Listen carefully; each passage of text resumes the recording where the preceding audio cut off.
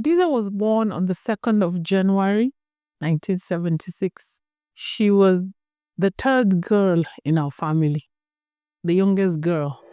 She is Hadiza Bala Usman, and she is 50.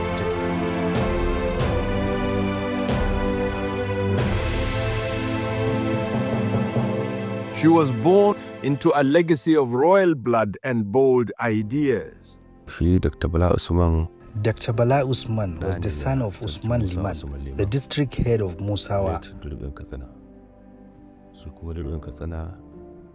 Usman Liman was the son of Emir of Katsina Muhammad Dikko. And the mother of Dr. Bala Usman was the elder sister of Emir of Kano, Ado Bayero, and daughter of Emir of Kano, Abdullahi Bayero.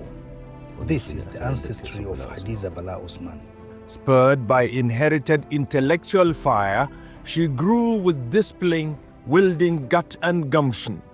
It was the simple, normal home of a senior lecturer teaching history, with our mother that doesn't work, that takes us to school. Hadiza is very intelligent. Even as a young child, she would say things that you can't believe are coming from a little girl. I've known Hadiza since 1979, when she was about 3 years old, because I was then very close to her father, Dr. Bala Usman, who was my teacher, and at the same time, I would consider my mentor. We used to have meetings there. Hadiza would come there.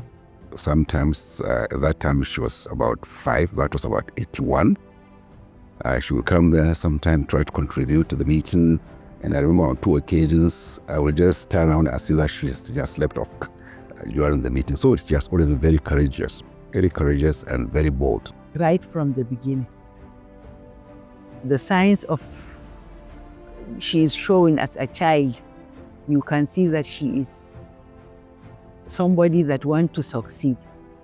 Growing in ABU campus, young Hadiza sprouted in an environment of novelty and social responsibility. We grew up in an environment in ABU. We went to Thurbo School, staff school. It was a nice area. We had the best upbringing in Zaria. We were not what we see now. We had time for each other. We had time for outdoors. We did picnics. I always like following her around. Considering Hadiza has always been a quick learner. If I remember very well, when Hadiza first learned how to drive, whenever she's going out, I'd always want to go with her. And she never says no. Family values and education shape a character of analytical depth and moral conviction. Our dad communicates his ideas, his ideologies every day. He tells us that there's no room for dishonesty, there's no room for sloppiness, tardiness. His standards were very high. From a very young age, you always knew that this person was going to go very far. She wasn't always about the immediate gratification. She always, would look at long-term achievements. She'd look at, she always knew her goal. She took her time in getting it. I would go to Hadiza's room, or she would come to my room in Congo. And we would sit and have our political arguments. We would eat, do everything. And then when it's time to leave, I would walk her. If she was in my room, I would walk her all the way back to her room. That was then in Sardona Bedi. We would stand outside Sardona Bedi and talk for 30 more minutes. And then she'll walk me back to Hostel 4. And then we will stand there and continue talking. And then at some point, we'll realize it's 2:30 a.m. and we're the only ones on the road. And then we would say, okay, let's reach an agreement. Let's get halfway. And when we get halfway, we would turn around and run back to our hostels. And whoever gets there first, we will shout, "Nakai!" And guess what? This lasted till we became youth corpers. And not surprisingly, her inherent sense of justice drew Hadiza to activism. Hadiza's penchant for excellence manifested during her formative years in public service under transformative leaders. I first came to know Hadiza Bala Usman through my friend Malan Nasur El-Rufai when he was the Minister of the Federal Capital Territory. And my encounter with her, revealed a very cerebral young woman, full of ideas, bubbly, So when God gave me the opportunity to become FCT minister, immediately after Mala Nasru, I retained Hadiza as special assistant to the minister, and then saddled her with even more responsibility. When I saw FCT, it was like, all right, back again, I did this here. So she hasn't changed from what I knew her to be. She was still, like I said, very courageous, very bold in putting her points across. As Chief of Staff to Kaduna State Governor, she broke barriers as the first woman in that role.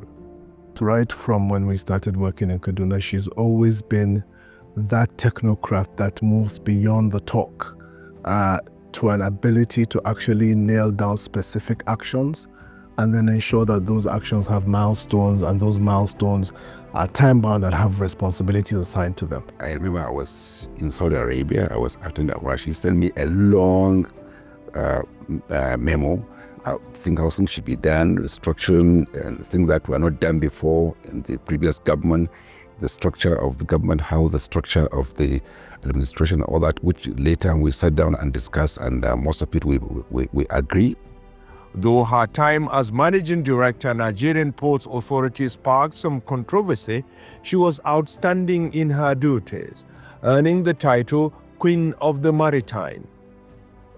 Many times you find people who can talk a lot, but the ability to move from talking to get things actually done is quite rare. And that's one of the major qualities that she continues to have. And she took that in to her work in the Port Authority, where I believe in the history of that organization, what she was able to achieve and documented in a book, which she wrote later on, was unprecedented. We worked with her for 4 years or thereabout. To the best of my knowledge, even the normal corridor gist about things that a leader shouldn't do has never appeared in the scene. But what are the qualities that stand out Hadiza Bala? I respect her mental capacity. I respect her enthusiasm. Hadiza is somebody who wants to correct. She likes correcting things, and she likes to do things right. She upholds the values of integrity, honesty, and efficiency. Ability to push and get results. She's determined, she's focused, she's ever ready, she's committed. Courage and the willingness to get people to do things. Courage, sense of purpose, clarity of thought, operating within high standards. She doesn't leave what needs to be done today for tomorrow. I'll give you a perfect example. We just spoke today, and both of us were away for a few days. And the first thing she said was, well, I just got back. I said, and what's next? She said, I've already showered. I'm getting ready for work. In recognition of her grit, intellect, and systemic thinking, President Bala Tinubu appointed her Special Advisor on Policy and Coordination and Head of Central Delivery Coordination Unit. HBU, in someone who values institutions rather than personalities. And she views leadership from the prism of delivery, not rhetorics. She is more or less seen as that task manager, that task leader that is ensuring that the administration as a whole of a federal government is actually able to move beyond just rhetorics to actually implementing things on the ground. Listen, there's a reason why we call Hadiza head girl. We all know what head girl means. She's super in charge. And most times, she actually doesn't even care whose ox is cold. She does her work, and she does it diligently and thoroughly. And kudos to her. Not many people have that capacity to separate friendship from work. She does it effortlessly. Congratulations, head girl. Away from spotlight, Hadiza built quality family life as a super mom of 2 boys. She has managed to remain human no matter how busy she is. She has never failed to be present and available to the people around her family, her loved ones. As Chief of Staff, I remember in Kaduna, she would get to the office at 7:30. But she would have the ability to then during break, go and pick up her children from school. And really that unique balance of work and life, was very, very important. If you meet her kids till today, they're very well-mannered young men, have grown up with the love of a mother that really cares about them. But her care extends far beyond. Apart from my parents, there's nobody that has been positively impactful to me in my life than Hadiza Bala Usman. I literally started my public service career under her tutelage. She trained me, she tolerated me, she empowered me. She was the original person that would always buy me books. So she cultivated my reading habit that helps me till today. You've helped shape the person that I have become and the person that I am become. She's very fair-minded. Like, she gives what everyone deserves to them without minding where they are from, who they are, what they have, or what they do not have.